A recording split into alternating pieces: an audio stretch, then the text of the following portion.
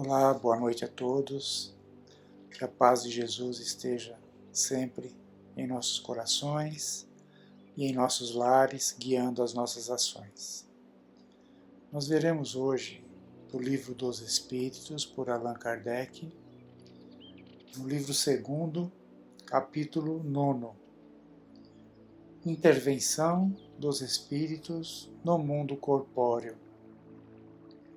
Vamos ver o item 2, que é influência oculta dos espíritos sobre os nossos pensamentos e as nossas ações. Vamos iniciar com a questão 459.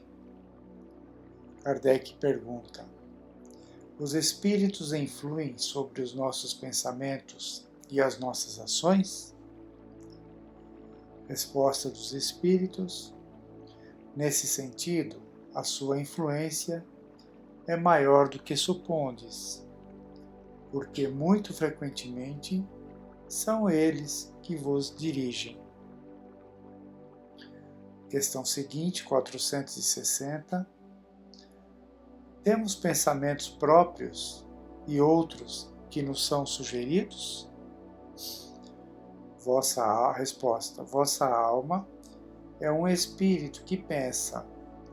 Não ignorais que muitos pensamentos vos ocorrem a um só tempo, sobre o mesmo assunto e frequentemente bastante contraditórios.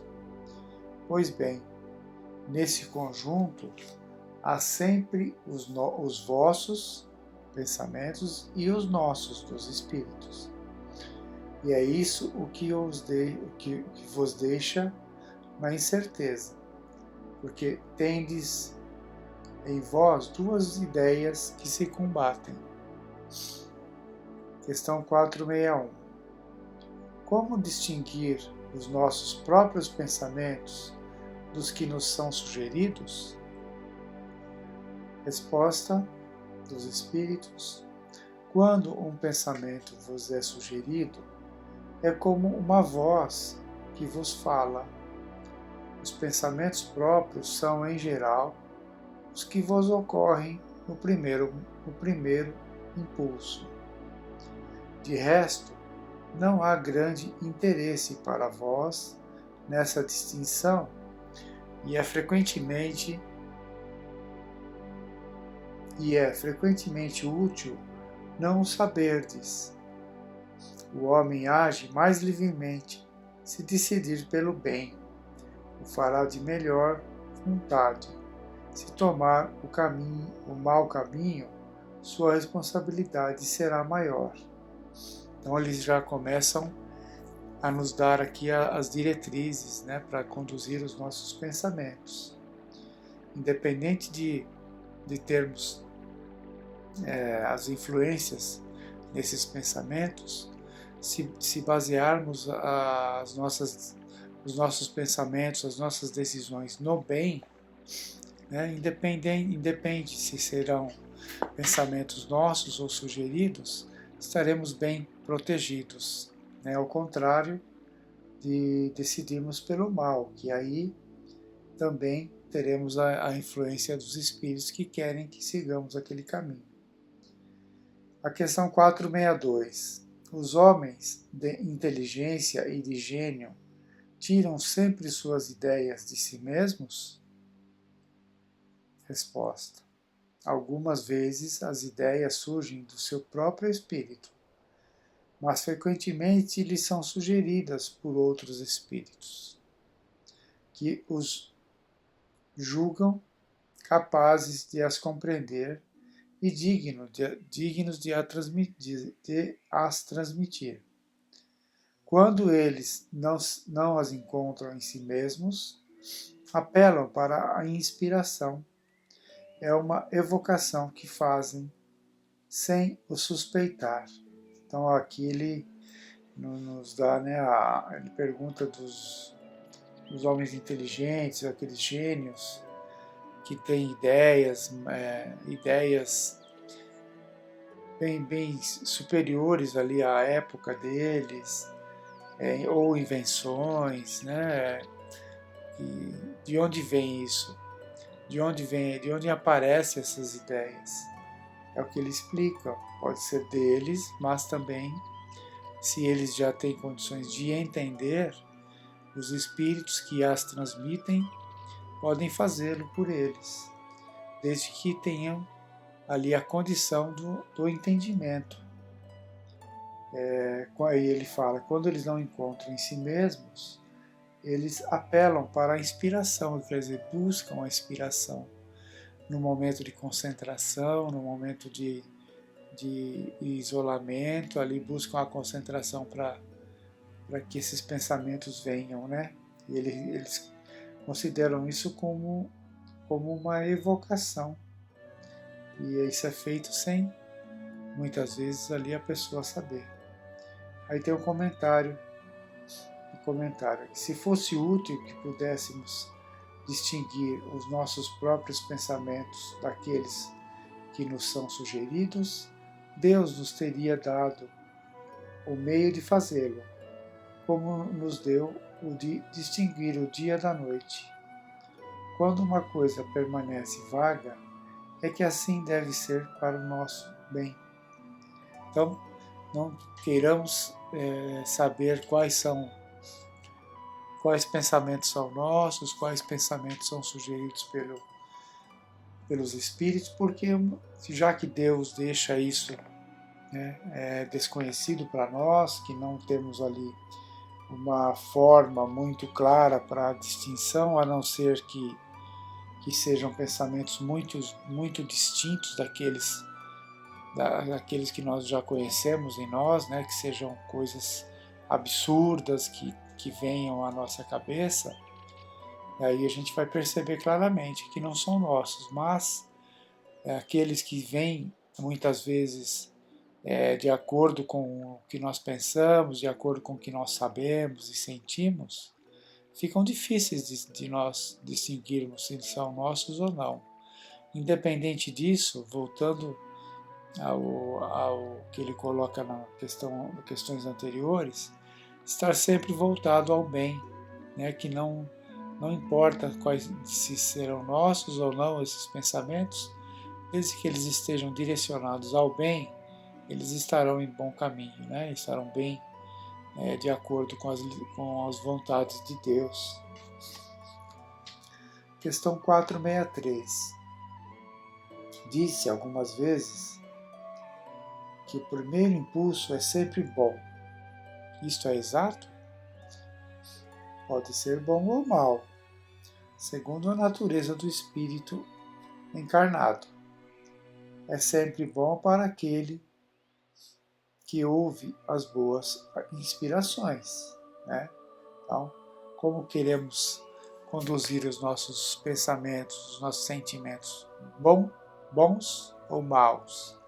E aí teremos, claro, a participação dos espíritos, nos influenciando, né, nessa linha de raciocínio, do bem ou do mal.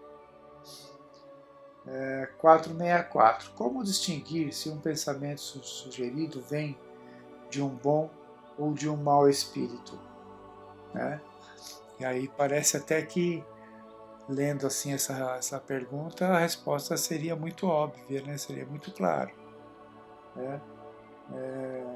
Aí eles respondem assim: estudai a coisa, os bons espíritos não aconselham senão o bom. Cabe a vós distinguir. Então, é muito claro, como saber se um pensamento vem parte de um espírito bom ou de um espírito mau, qual o teor desse pensamento? Qual é o teor da informação, né, que eles querem nos passar? Se for teor bom, vem de bons pensamentos, bons espíritos. Se for de um teor negativo, um teor não muito agradável para nós ou para alguém, realmente vem do lado mal, né? 465. Com que fim os espíritos imperfeitos nos induzem ao mal? Para vos fazer sofrer com eles, né? para nos tirar a tranquilidade, para nos tirar o sossego, para sermos ali, para que eles sintam que nós estamos ainda iguais a eles. Não estamos muito diferentes no processo evolutivo. Muitas vezes querem que nós nos influenciar para que nós tenhamos ali igualdade de condições com eles. E aí é onde nós temos que identificar isso e agir, segurar, frear esses sentimentos, essas induções, né? Essas influências que eles querem ter conosco. A questão 465A.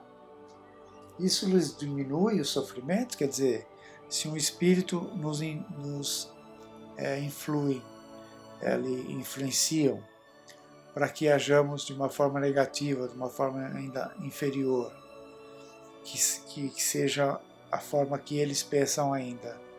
Então, será que nós fazendo isso diminuiria o sofrimento deles?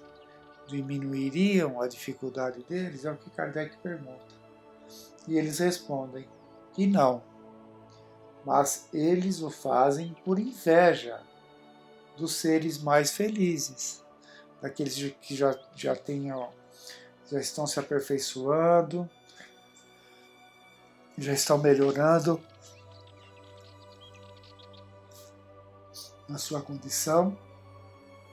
Eles sentem inveja, que eles querem atrapalhar nessa condição, né? Interromper essa condição e para que eles não se sintam tão inferiorizados quanto estejamos ali já numa condição mais equilibrada, com pensamentos mais equilibrados. Então, vamos parando por aqui, para que a gente possa refletir nessas questões, né?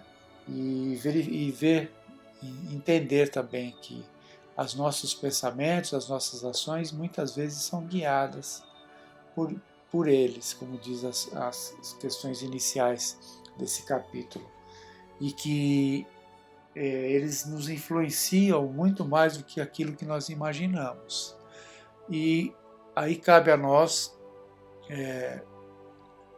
corrigirmos e vigiarmos as nossas ações, os nossos pensamentos, a nossa conduta, para que cada vez mais possamos atrair junto de nós espíritos melhores que nos influenciem de maneira boa, de maneira calma, né, dentro das leis de Deus, dentro dos ensinos do Cristo, dentro daquilo que aprendemos dentro da doutrina espírita, sendo espíritos melhores, mais tranquilos, mais disciplinados, mais benevolentes, com boa vontade de trabalho na caridade, de assistência, né? E de modificação na reforma íntima. Tudo isso vai fazer com que tenhamos a atração, que possamos atrair esses espíritos também que estão nos incentivando a esse caminho. É isso que nós temos que nos ater, né? E que aqueles pensamentos negativos, pensamentos mais difíceis, possamos rechaçá-los quando eles chegarem até nós, que já tenhamos essa condição moral de fazer isso. Que tenham todos uma boa semana, fiquem em paz, que Jesus abençoe a todos nós.